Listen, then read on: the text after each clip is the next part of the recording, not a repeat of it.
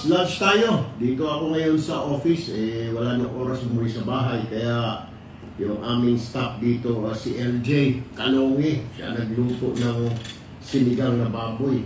Sabi ng mga kasama niya, magaling yan boss, magluto. So, tikman nga natin itong sinigang na baboy ni LJ. Talagang sakto yung asim.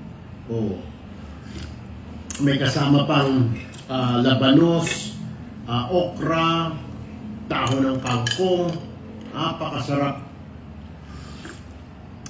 Nainit-init pa. Yan o.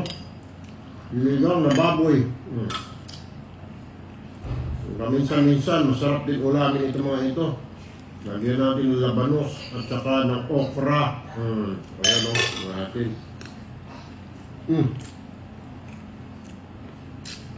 Terrific.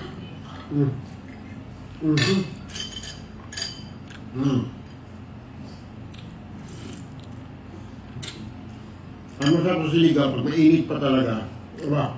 Masarap kainin.